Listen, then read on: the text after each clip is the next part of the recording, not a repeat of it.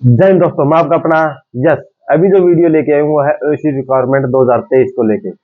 और अभी मैं वीडियो शुरू करूंगा उससे पहले काफी दोस्त कमेंट शुरू कर देंगे कि सर हमारा एडमिट कार्ड आएगा कि नहीं आएगा। तो मैंने पहले भी उनको जवाब दे दिया है, आप 20 तक वेट कर लीजिए, आपका 20 तक एडमिट कार्ड आ जाएगा। अगर जिस दोस्त का एडमिट कार्ड 20 तक नहीं आता तो वो सोच लेना आपने फॉर्म फिलअप करने में गलती करी है, कहीं ना कहीं आपके परसेंटेज चाहे कितने भी हो, तो इसी कारण आपका एडमिट कार्ड नहीं आया। आपने नहीं गलती करी तो दुकान वाले ने करी होगी, तो इसी वजह से आपका एडमिट कार्ड नहीं आ रहा। अब मैं फिजिकल के बारे में बात करता हूँ। इस वीडियो में मैं कवर करूंगा फिजिकल। काफी दोस्तों के सवाल रहते हैं कितने पकड़ते हैं कितने नहीं, और एग्जाम के बारे में, एग्जाम फायरमैन का टफ रहता है या ट्रेडमैन का टफ रहता है। तो मैं ये वीडियो आप पूरी देखना। वीडियो पूरी देखने से पहले कमेंट नहीं करना आप 6 मिनट देते हैं नहीं देते। आप वीडियो पूरी देखोगे आपके समझ में आ जाएगा। अगर वीडियो पूरी नहीं देखोगे तो आपके कुछ समझ में नहीं आने वाला, आप कमेंट करते रहना चाहिए।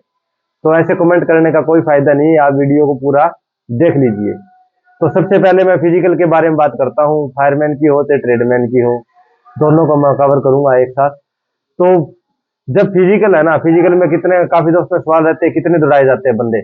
तो एआरओ की भर्ती में आपने देखा हो, एआरओ में 150 से 200 कैंडिडेट दौड़ाए जाते हैं, और उसमें से 7 या 10 कैंडिडेट पकड़े जाते हैं। हो सकता है कभी बार 12-13 भी पकड़ देते हैं।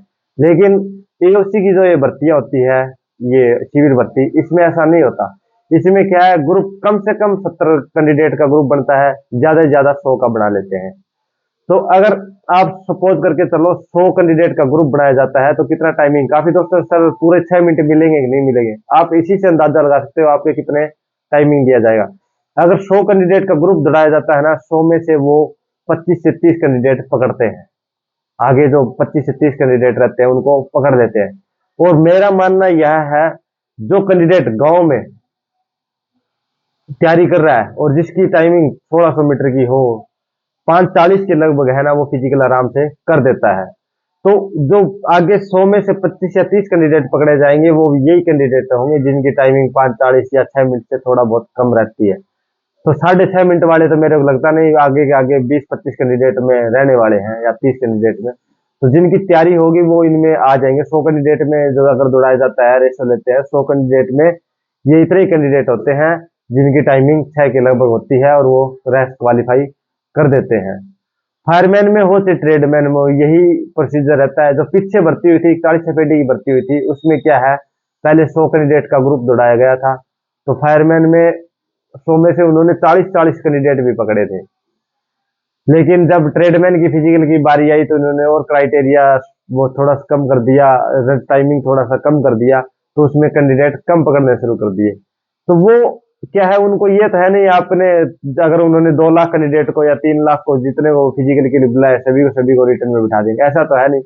वो एक पोस्ट के रिटर्न एग्जाम के लिए, एक पोस्ट के लिए कम से कम 10 या 15 कैंडिडेट रखते हैं। तो मान के चलो अगर आपके ट्रेडमैन के है, ट्रेडमैन में 1244 पोस्टें हैं, तो 1244 पोस्टों के लिए मैक्सिमम वो 20,000 से ज्यादा कैंडिडेट रिटर्न एग्जाम में नहीं बिठाएंगे। मैक्सिमम 20,000 कैंडिडेट होंगे। और फायरमैन में मान के चलो आपकी 500 कुछ पोस्टें हैं, तो उसमें बैठाएंगे वो लगभग 10,000 के लगभग कैंडिडेट बैठा देंगे।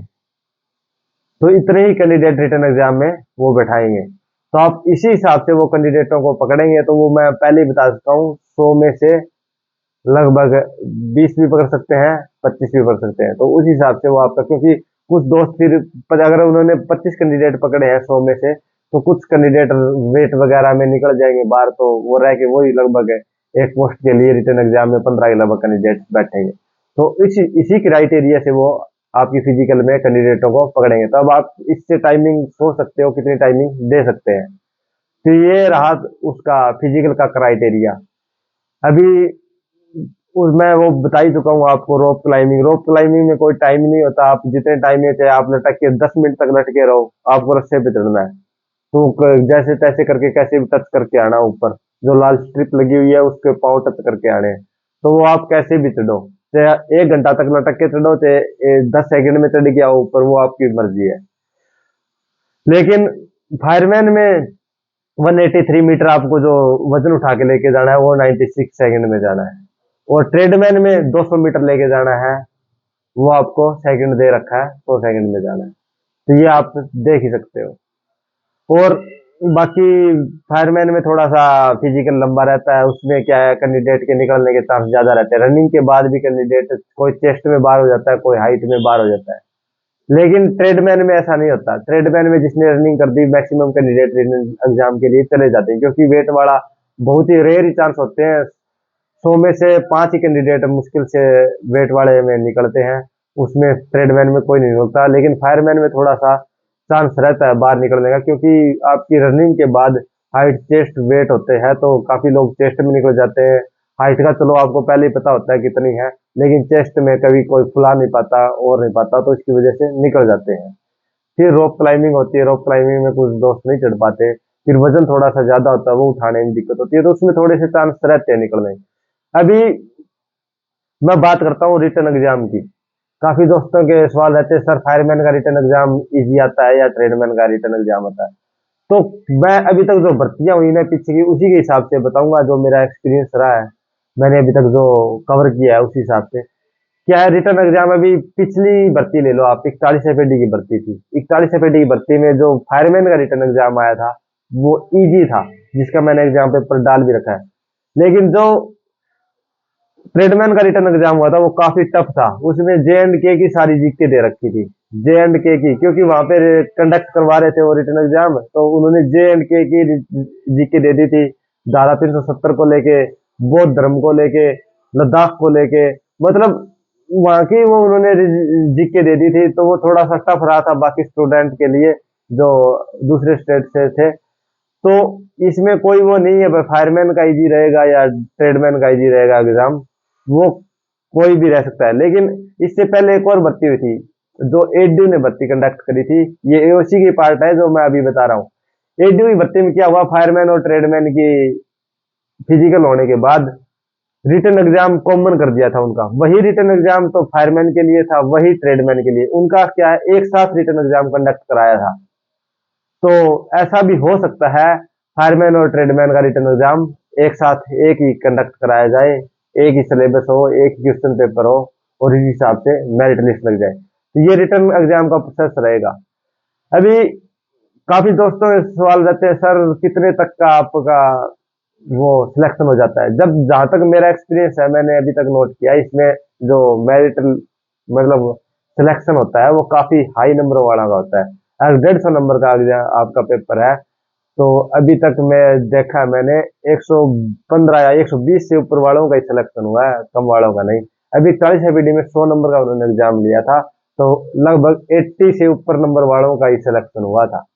तो ये आप डिसाइड कर सकते हो इसका एग्जाम कितना टफ रहता है। और अब की बार तो इतने मात्रा में फॉर्म अप्लाई करे अच्छे पढ़ने ले, पहले तो क्या है ऑफलाइन फॉर्म होते थे, तो काफी दोस्तों को पता भी नहीं चलता था फॉर्म कब निकलते हैं, कब भरते हैं, कब भर्ती हो जाती है। बाद में किसी के पड़ोस पड़ोस वाले जॉब लगने के बाद पता चलता था भाई ऐसे ऐसे फॉर्म भी निकलते हैं। लेकिन अब की बार काफी हल्ला हुआ है ऑनलाइन भर्ती को लेके, यूट्यूब पे भी पूरा हल्ला हुआ है। तो उस हिसाब से काफी ज्यादा मात्रा में फॉर्म अप्लाई हुए हैं, और काफी अच्छे बच्चे पढ़ने वाले लड़कों ने या बच्चों ने, जो भी लड़कियां होते उन्होंने अप्लाई कर रखा है।